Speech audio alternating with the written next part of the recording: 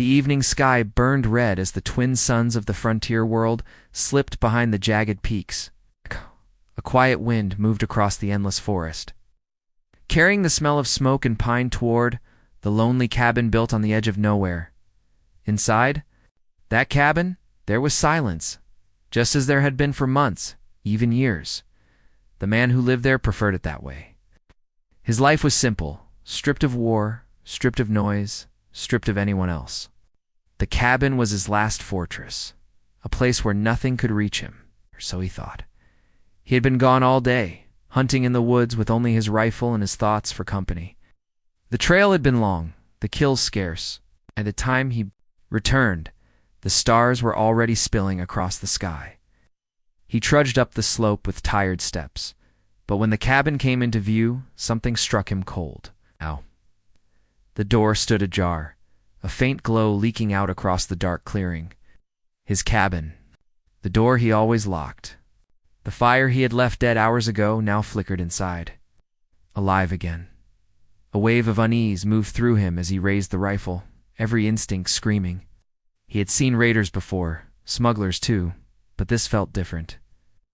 There was no sound of rummaging, no sign of theft, just a soft light and the slow crackle of firewood. He pushed the door open with the barrel of his weapon, stepping inside. What he saw froze him. A woman sat calmly in his chair, the one he had built by hand from the wood of this very forest. She stared at the fire as though she had always belonged. There her hair caught the orange glow. Her hands rested lightly on her lap, and she didn't flinch at his entrance. For a long, heavy moment, neither spoke. Finally, his voice cut the silence. "Who are you?" She turned her head slowly, her expression calm but unreadable. "I live here," she said.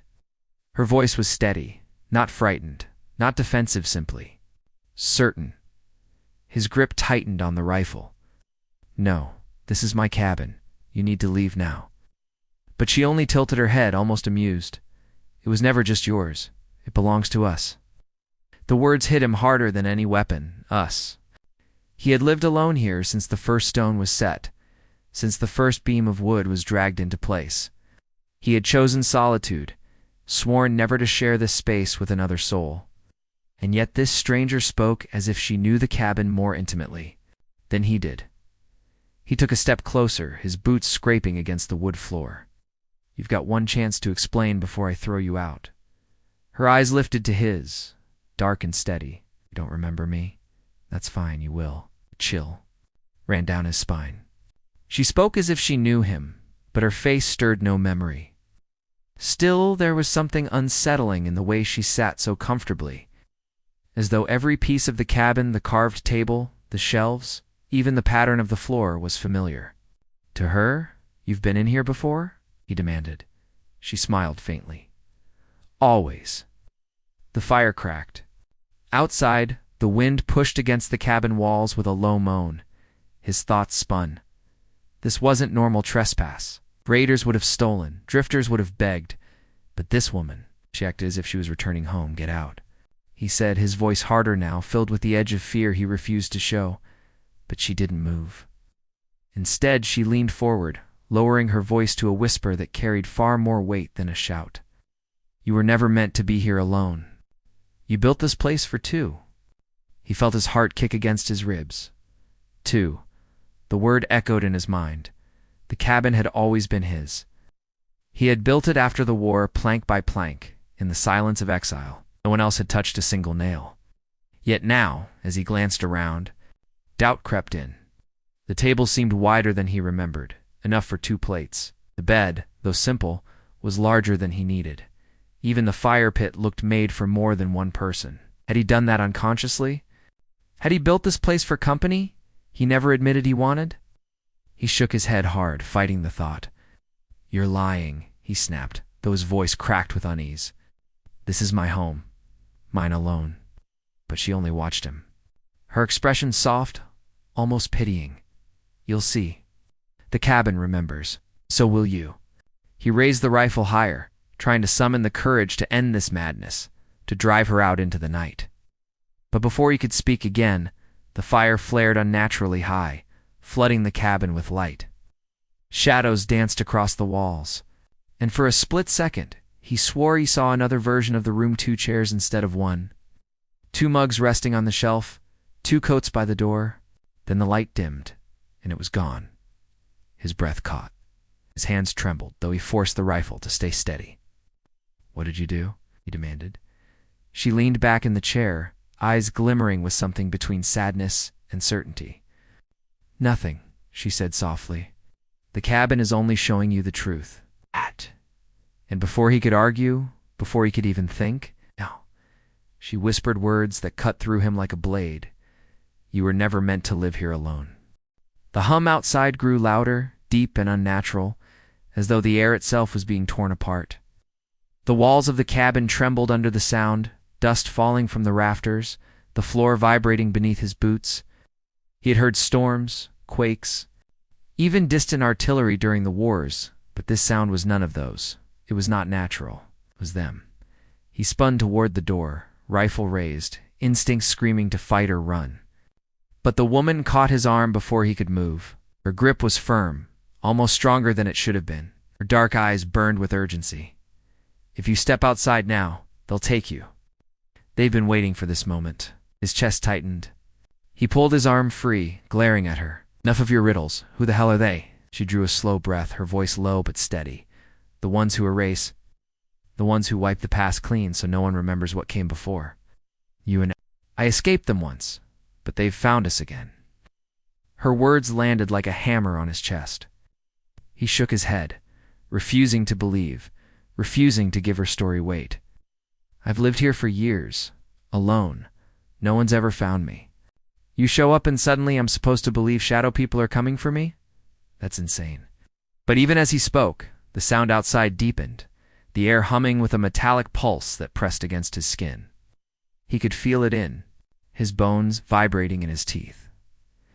It wasn't just noise, it was power, something alive. The woman moved quickly across the room, throwing open a chest he had always thought was empty. To his shock, inside lay gear he had never seen: strange devices, metallic tools glowing faintly with symbols he didn't understand.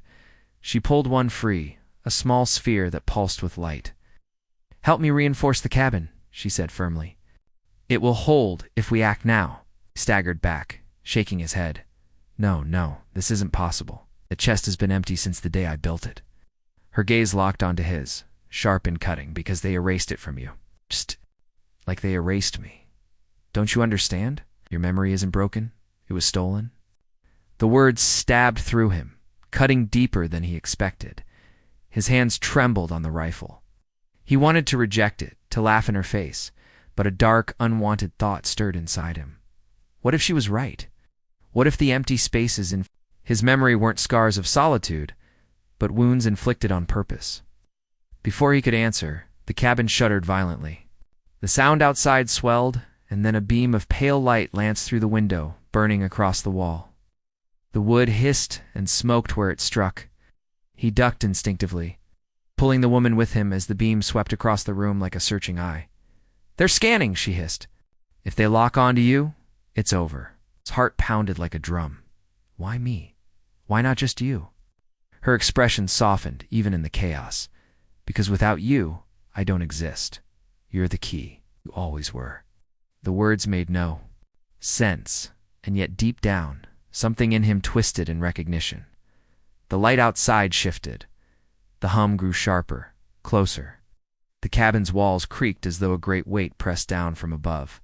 She pressed the glowing sphere into his hand, her fingers tightening over his. "Think of me when you hold it. Think of us. It will answer." He stared at her, baffled. "Answer. It's just a damn rock." Before he could finish, the sphere flared in his palm, filling the room with light. Symbols danced across its surface, spinning, shifting, alive. The beam from outside struck the cabin again, but this time it bent around the walls, deflected as though the cabin had grown a shield of invisible force. The woman's eyes shone with relief. "Good. You still remember, even if you don't know." Yet he stumbled back, the sphere still glowing in his hand. His mind raced with confusion, fear, disbelief. What the hell is happening to me? The woman stepped close, her voice steady despite the chaos outside. "The cabin is waking up, and so are you." The ground shook violently, sending dishes crashing to the floor. Outside, the hum rose into a piercing screech. Something massive landed in the clearing, shaking the earth. The light outside turned blood red, flooding through the cracks of the cabin. His breath caught in his throat. Slowly, he turned toward the door, rifle still clutched in one hand, the glowing sphere burning in the other. Through the window, a shadow moved tall, angular, its body not shaped like any human, its limbs too long, its head too narrow. Eyes like burning coals swept across the clearing, searching. Hungry. The woman's voice cut through the terror, sharp and commanding. "They've come inside the veil. We have seconds left. Choose no run, or remember." His pulse thundered. His hands shook. The shadow drew closer. The walls groaned as the door began to creak under pressure. He turned to her, his voice breaking. "Remember what?" Her answer was a whisper, soft and deadly. "Remember who you really are." The night stretched on like a shadow that would not end. The woman's words replayed in his mind, whispering again and again, "This is ours. You were never meant to be here alone."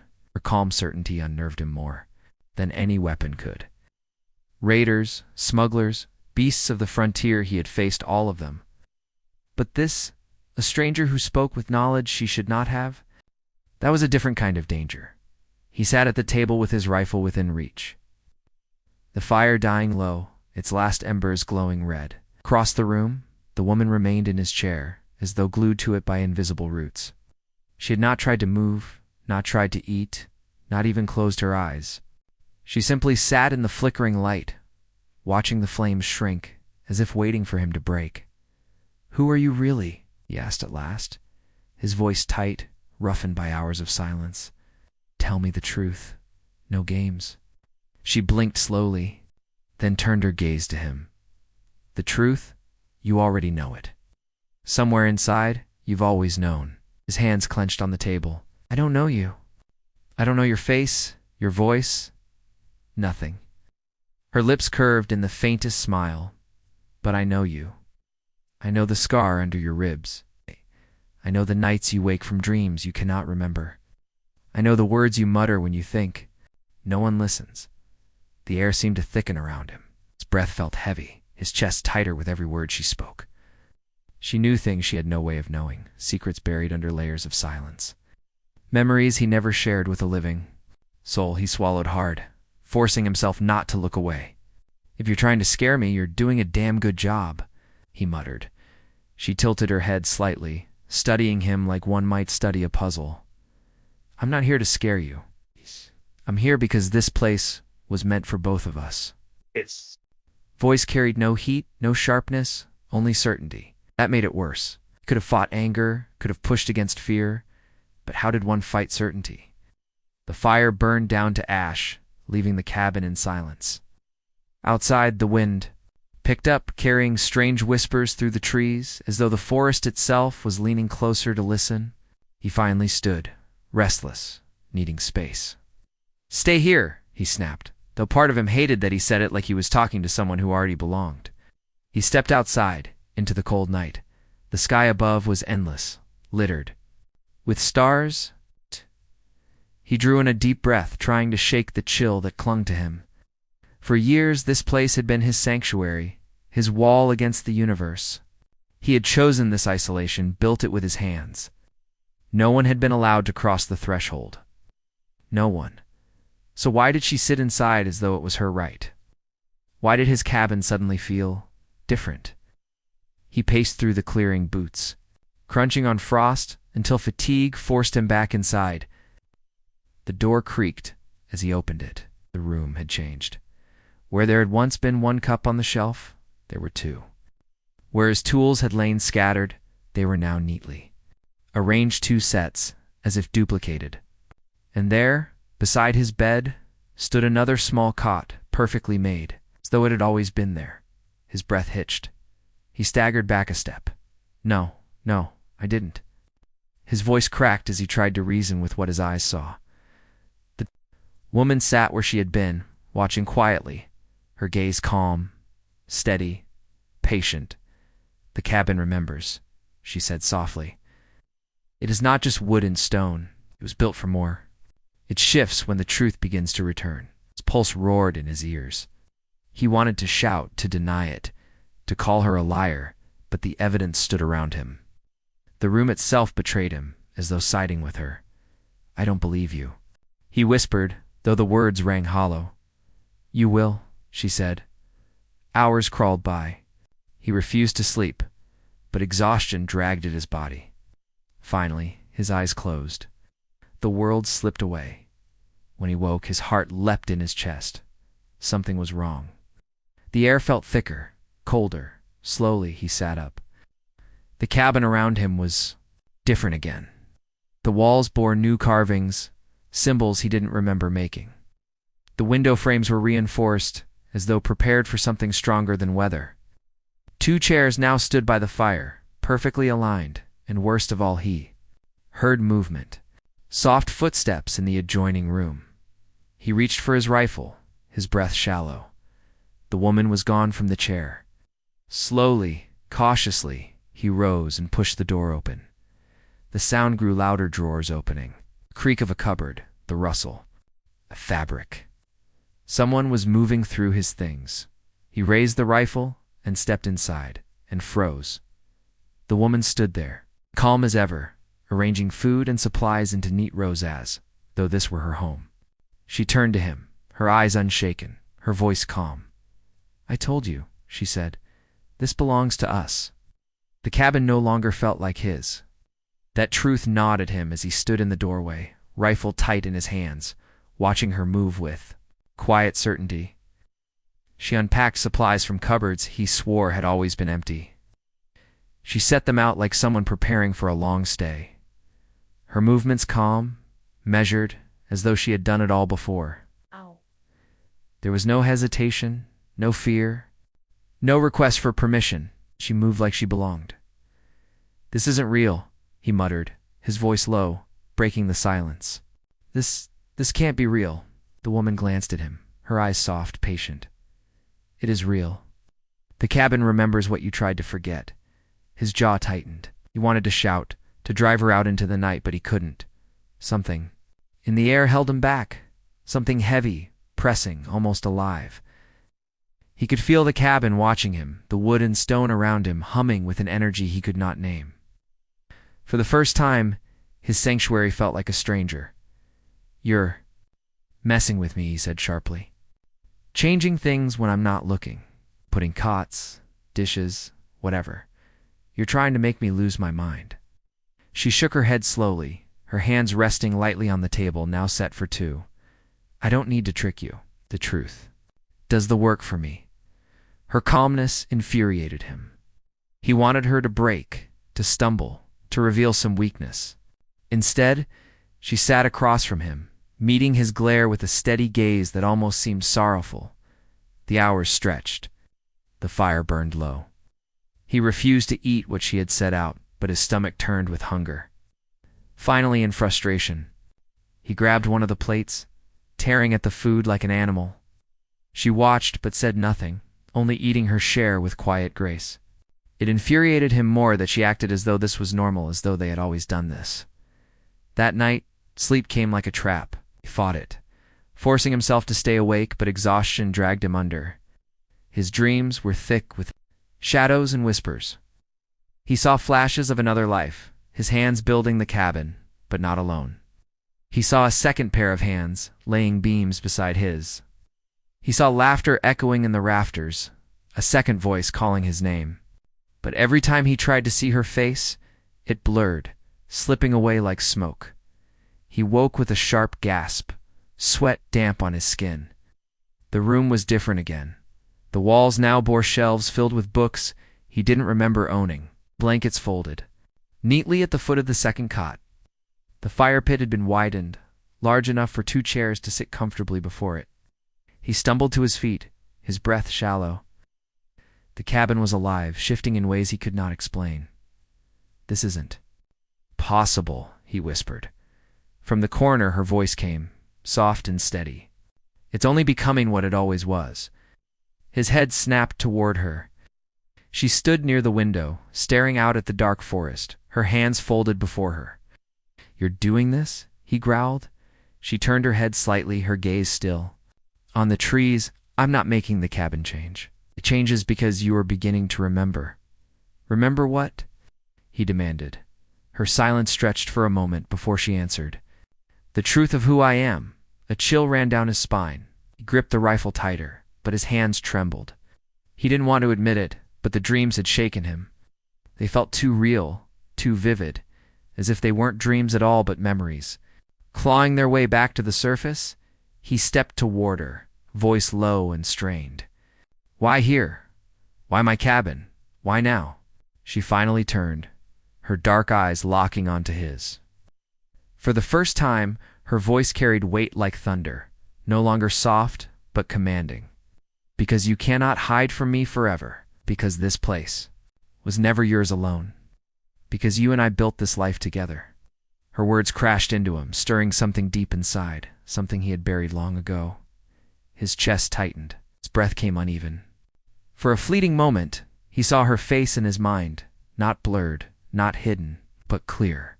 Familiar, he staggered back, shaking his head. "No, no. I would remember. I would know you." But her steady gaze only deepened. "You did. And you will." Again, the silence that followed pressed heavy against the walls. The fire crackled softly, shadows flickering across the floor. He wanted to deny it, to shout her down, but his voice failed him. Something deep inside whispered that she wasn't lying. Then, from outside, a sound split the air, a sharp, unnatural hum. Low at first, then rising, vibrating through the walls, rattling the windows. The cabin itself seemed to tense beneath the sound. His eyes snapped to the door, instincts burning. "What is that?" he demanded. Her expression hardened, her calmness shifting into something sharper, more urgent. She stepped toward him, her voice quick and firm. "They found us." Froze, his grip tightening on the rifle. "Who?" Her answer was a whisper that shook him to his core. "The ones we were running from." The door shuddered under the weight of the shadow pressing against it. Every strike echoed through the cabin, the wood groaning, the hinges straining. He braced himself with the rifle, the glowing sphere still pulsing in his other hand.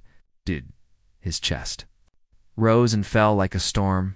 His heart beat a drum that drowned out almost everything except her voice. "Listen to me," she said firmly, her words slicing through the chaos. "They want your silence. They want your emptiness.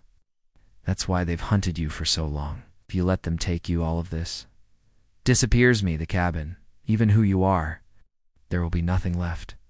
Her words clawed at his mind, breaking through the fog of fear. He wanted to believe her. He wanted to trust her. But doubt was a parasite that refused to die. His memories were a broken puzzle, pieces missing, edges blurred. If she was telling the truth, then why couldn't he see it? Why couldn't he remember? Another crash slammed the door. The walls quivered. Dust rained from the beams overhead. Outside, the shadow's screech cut into the night, inhuman and merciless. He shouted over the noise, his voice raw. "If I'm supposed to remember, then tell me. Tell me who I am." The woman's dark eyes locked on his. For the first time, her calm cracked. Her lips trembled, her voice soft but urgent. "You were not just a man hiding in the woods. You were a builder, a fighter, a keeper of things they wanted erased. You and I. We made this place together. It was our refuge, our home." The words struck him like lightning, sparking fragments. In his mind, laughter in the rafters, two voices by the fire, hand clasped in his, warm and real. Her face smiling through the smoke of a burning forest. He staggered back, clutching his head as the memories pierced through the walls. Built inside his mind, the sphere in his hand flared brighter, reacting to the storm inside him. The cabin itself seemed to respond. The walls groaned, but not with weakness, with strength. The light pushed against the shadows, holding the door even as it buckled. But the force outside was relentless. Red beams cut through the windows, slicing across the floor. One beam grazed his arm, searing flesh, filling the cabin with the smell of burnt skin. He roared in pain, dropping to one knee. The woman rushed to his side, pulling him upright. Her touch steadied him, but her eyes burned with urgency. "Don't let go. The more you remember, the stronger you become. That's why they fear you. That's why they want you erased." His body trembled, sweat pouring down his face. He gritted his teeth, forcing the sphere higher. Its light grew, symbols spinning faster, rising from the surface like sparks. His memories surged again, uninvited. Unstoppable. He saw soldiers in silver armor marching through fire.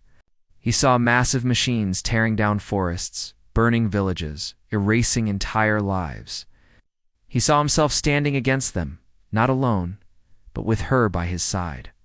A rebel, a protector, human who refused to bow. His breath caught. His voice was hoarse, broken. I fought them." Her eyes filled with both sorrow and pride. "Yes, you fought, and you made them bleed. But in the end, they chose not to kill you. They chose to unmake you. To strip you of memory, of purpose, of me. They buried you inside your own silence, hoping you would never find your way back." The revelation struck like a blade. His legs weakened, his vision swam. But rage flared inside him too, hot and merciless. They had taken everything: his life, his love, his name. He clenched his fists around the sphere until the light scorched his skin, until his blood mixed with its glow. The cabin shook again. The door began to splinter.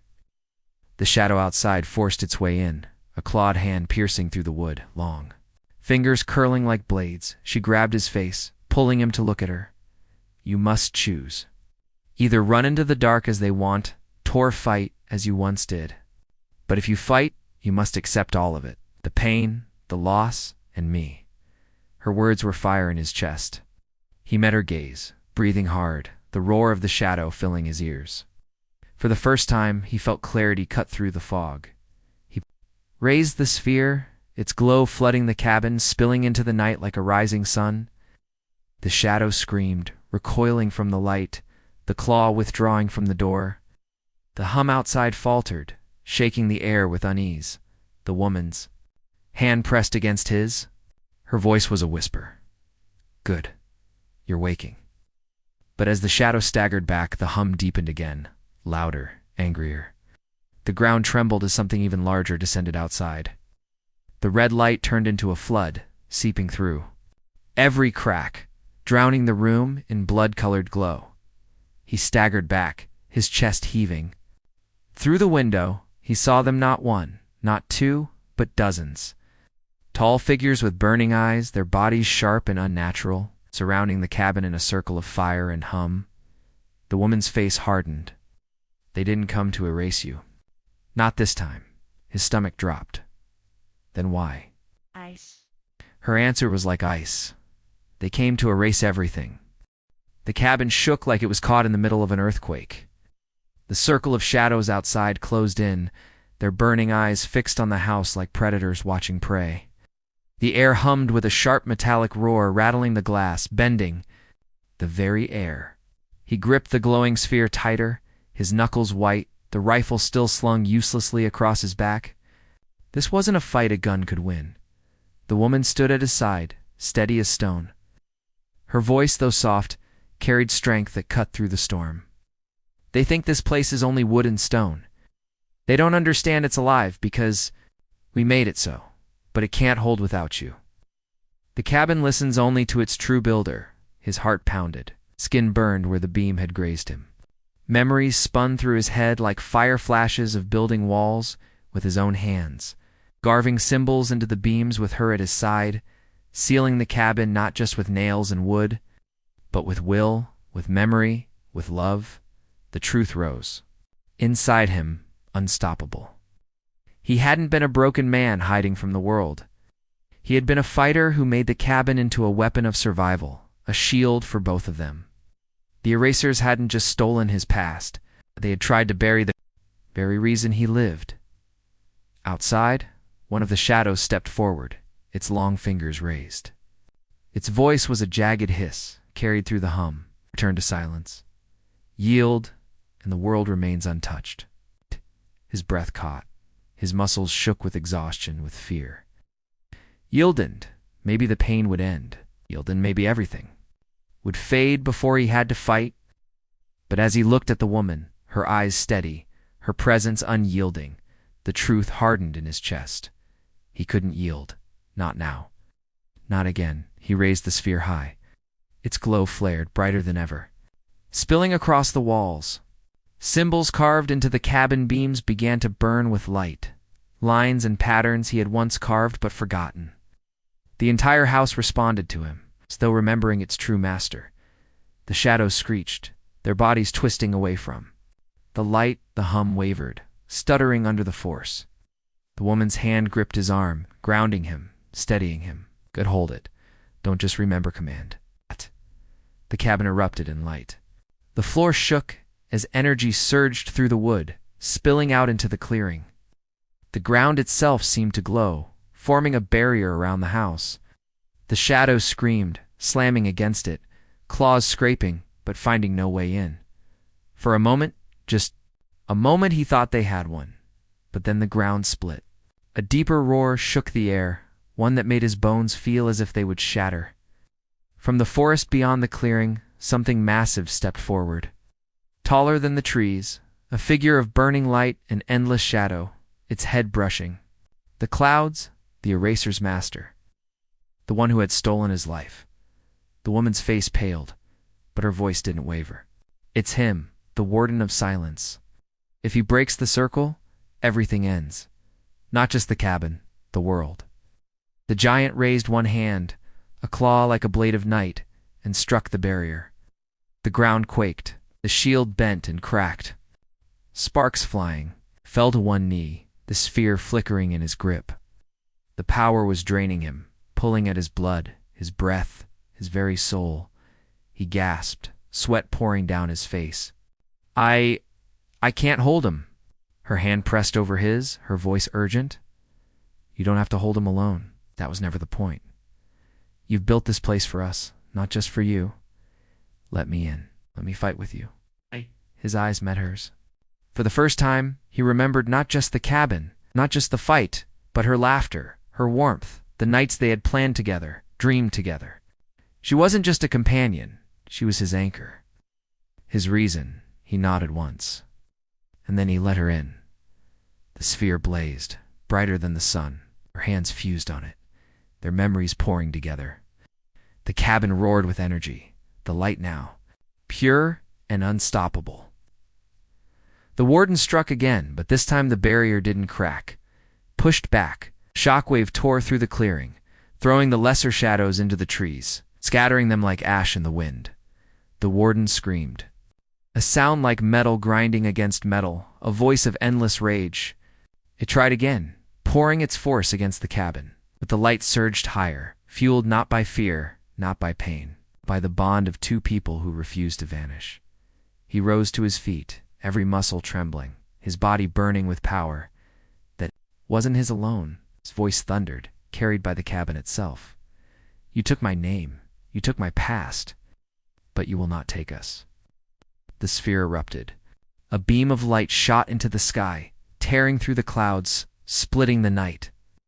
The warden staggered back, its massive body burning, unraveling. Its screech turned into a final roar as its form collapsed into fragments of shadow and ash. Scattering into the wind, silence fell. The hum was gone, the clearing was empty, the night was whole again. He dropped to his knees, the sphere dimming in his hand. The woman knelt beside him, her hand steady on his shoulder. Her face softened, and for the first time, her smile wasn't shadowed by fear. You remember now, she whispered. His chest heaved, his strength failing. Ow. But a smile broke through his exhaustion. I remember us. Cabin stood quiet around them, glowing faintly with the last of the light. The danger had passed, but he knew the fight wasn't truly over. The erasers had been defeated here, but they would return elsewhere. Still, for the first time in what felt like forever, he wasn't afraid, because he wasn't alone. And as dawn broke over the trees, painting the sky gold, He understood that this cabin, this bond, this fight hit, was only the beginning.